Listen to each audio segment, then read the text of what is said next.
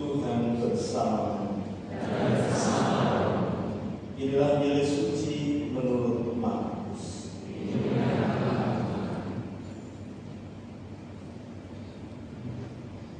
Sekali peristiwa, Yesus mengutus murid-muridnya mewartakan Injil. Setelah menunaikan perutusannya, mereka kembali berkumpul dengan Yesus dan memberitahukan kepadanya semua yang mereka kerjakan dan ajarkan. Lalu Yesus berkata kepada mereka, "Marilah kita menyendiri ke tempat yang terpencil dan beristirahat sejenak. Sebab memang begitu banyaknya orang datang dan pergi, sehingga makan pun mereka tidak sempat." Lalu berangkatlah mereka dengan perahu, menyendiri ke tempat yang terpencil. Tetapi pada waktu mereka bertolak, banyak orang melihat mereka dan mengetahui tujuan mereka. Dengan mengambil jalan darat, bergegas-gegaslah orang itu semua ke kota tempat itu, sehingga mereka mendahului Yesus dan para murid-Nya. Ketika mendarat dan melihat sejumlah orang yang begitu banyak, tergeraklah hati Yesus oleh belas kasihan kepada mereka, karena mereka seperti domba yang tidak mempunyai gembala. Lalu mulailah Dia mengajarkan banyak hal kepada mereka. Demikianlah sabda Tuhan. Terpujilah Kristus.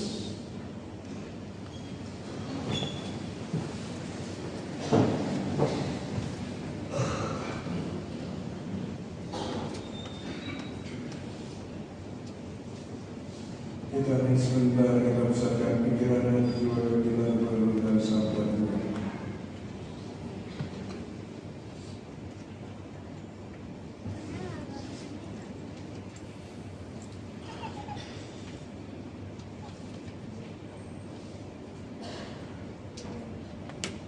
Saudara terkasih, apa kabar? Baik. Baik, luar biasa. Apakah hari ini ada bahagia? Katanya mulai ngantuk dulu ya, mulai duduk ini. Bahagia ya? Siapa di antara kita yang nggak bisa tidur? Pilih jari. Sulit tidur kalau malam. Saya termasuk. Jadi saya pilih jari. Bisa tidur, nggak bisa tidur ya enjoy aja. Menikmati saja dengan situ di situ. Saat ini juga oke juga.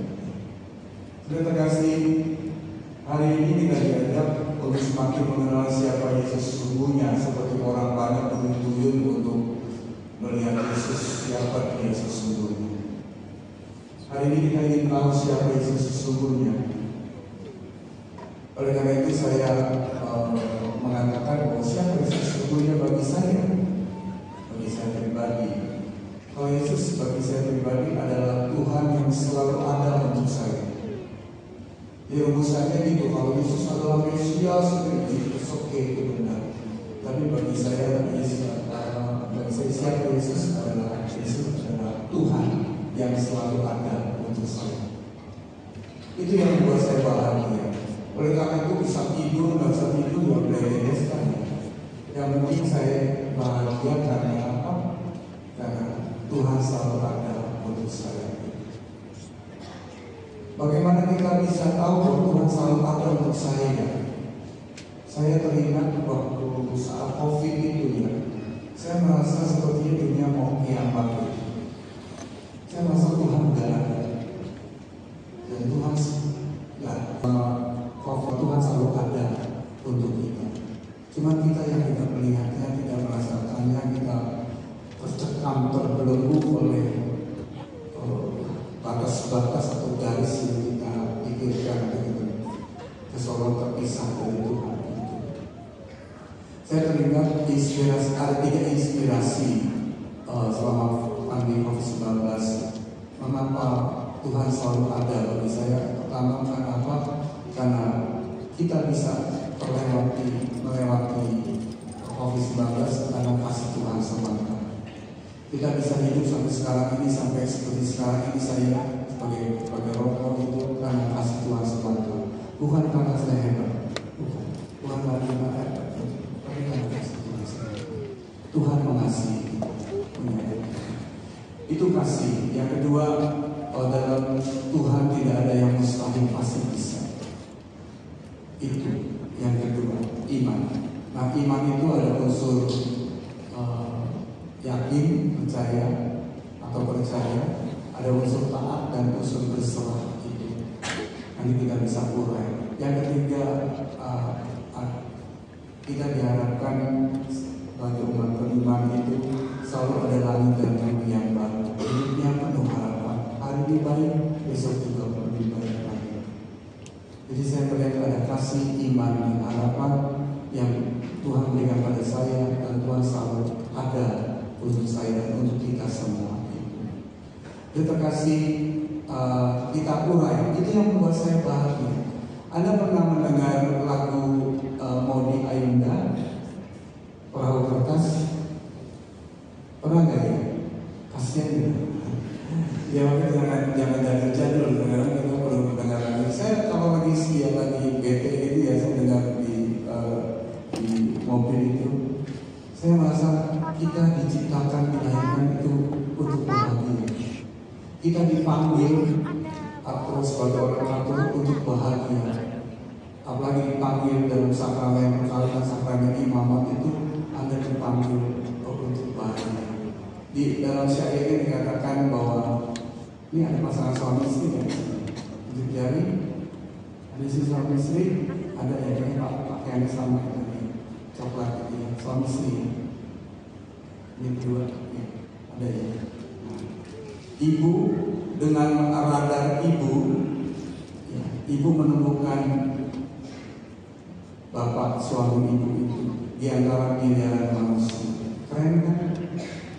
Itu Allah kita seperti itu. Allah kita mau bahagia. Atau kalau yang nggak berjodoh seperti saya ya, dengan radar saya menemukan Tuhan saya. Dia sangat imam.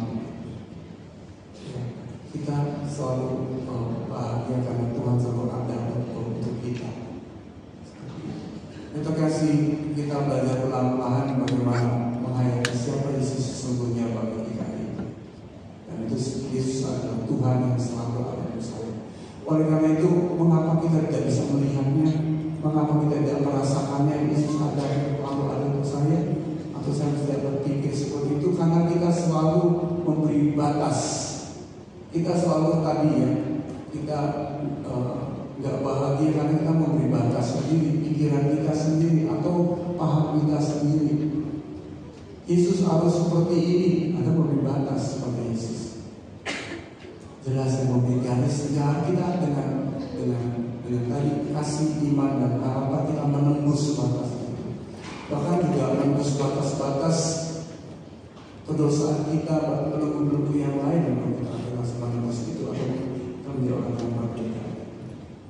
Pelan-pelan kita belajar supaya tidak ada garis-garis yang misalnya kalau liturgi ya, itu saya merasa bahwa liturgi kita bisa lama-lama bisa mati karena ada batasan-batasan yang perlu digarisin dengan sangat saklek ya. Itu sehingga tidak memerdekakan kita. Dan juga lagunya begitu maksud saya. Ya kadang-kadang saya merasa seperti itu. Kan kalau tidak salah kalau liturgi itu atau ekaristi yang penting rasa. Kita ada rasa. Mendengar lagu kita merasa dekat dengan Tuhan. Kita mendengar khotbah kayak saya merasa Tuhan hadir di situ dan sebagainya. Itu harus ada rasa, kalau tidak ya sekedar ajaran selesai. Oh saya tahu itu tidak, tapi sungguh-sungguh kita rasakan bahwa Tuhan itu hadir. Tuhan itu bersabda, Tuhan itu menyayangi kita dan sebagainya. Anda nanti menikmati tubuh dan darah Yesus itu kan harus pakai rasa. Oh enggak berasa kan? Saya anggap itu biasa aja, laju ke depan. Itu batas-batas yang harus kita tembus. Karena kita punya pikiran pikiran, kamu pasti nggak bisa. Stigma orang itu batas sama siapa. Orang pasti bisa kok dalam Tuhan, gak ada mustahil. Kadang-kadang kita rasa saya nggak bisa, padahal bisa. Ya, saya nggak bisa, kamu jadi bisa. Kamu mau garisin sih, jadi nggak bisa. Coba nggak digarisin, kamu bisa melakukan, bisa memvisualisasi. Setuju ya? Kita nggak bahagia karena Anda punya batas-batas yang menghukum hidup Anda, nggak menjadi merdeka. Makin Anda tembus dengan paham, dengan keyakinan, dengan penghayatan bahwa Tuhan selalu ada untuk saya, untuk kita semua itu, dengan kasih, iman dan harapan yang Tuhan curahkan kepada kita. Anda tembus sekali. Jelasnya, kalau menembus juga kedosaan kita, kelemahan kita, udah kita lemah, udahlah, nggak bisa. Kita harus menembus batas atau menerobos batas-batas itu. Saya bergaulnya hanya dengan ini, orang muda harus bergaul dengan segala apapun Anda harus bergaul, tapi yang penting ditanamkan nilai-nilai mana yang baik yang datang. Anda berhasil karena relasi, bukan karena Anda bisa untuk diri sendiri. Jelas saya kalau menggali membatasi sendiri, menggaris sendiri hidupnya begini, repot banget. Kadang-kadang Tuhan nggak begitu. Tuhan mengendalikan yang lain. Jelas ya, tolong dicek dalam iman. Ya, yang penting Anda yakin dalam situasi seperti COVID-19 saya tercekam, menakutkan dan sebagainya. Ternyata Tuhan selalu ada untuk saya, memberikan kasih yang besar, memberikan iman pada saya, keyakinan, memberikan juga harapan bahwa hari esok pasti lebih baik.